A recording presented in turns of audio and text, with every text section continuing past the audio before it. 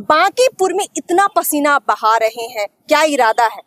इरादा यही है कि बांकीपुर इलेक्शन को एक संकेत बनाकर केंद्रीय सरकार को बताएं कि बिहार में लोग उनसे खुश नहीं हैं। बिहार में जो ज्यादतियां उन्होंने की हैं उसको बिहार की जनता समझती है, बांकीपुर के लोग समझते हैं और उनको अब बिहार पर अच्छी तरह से ध्यान देने की जरूरत है। ये संकेत देना बेहद जरूरी है और ये संकेत देने का ये सुनहरा मौका बांकीपुर के वोटर्स को मिला है।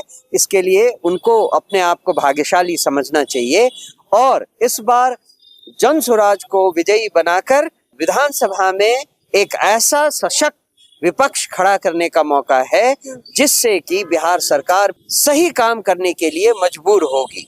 जिस तरह से जन सुराज के पिछले 3 साल के कैंपेन के कारण सरकार मजबूर हो गई वृद्धावस्था पेंशन को 400 रुपए से बढ़ाकर 1100 रुपए करने को, लोगों को 125 यूनिट बिजली मुफ्त देने को, जिस वोट को पिछले चुनाव में वो 500,000 रुपए में खरीदते थे उस वोट को खरीदने के लिए इस बार उन्हें 10-10 हजार रुपए देने पड़े। तो ये जनसुराज के डर के कारण मजबूर होकर उनको करना पड़ा।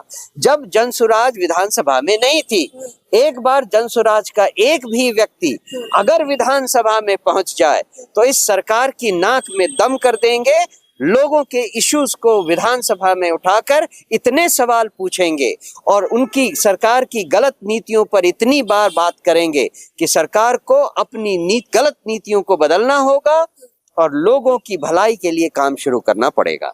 मनोज जी, आपके इरादे बहुत मजबूत लगते हैं, मुद्दे भी बड़े दमदार हैं, लेकिन कहीं ना कहीं जो आपके विरोधी हैं या बीजेपी ही कह लीजिए, वो कहीं ना कहीं आपको हल्के में भी ले रही है, क्योंकि पिछले चुनाव का जो परिणाम निकला उनके लिहाज से काफी निराशाजनक था और ग्राउंड पर काफी कुछ नहीं है आपके पास।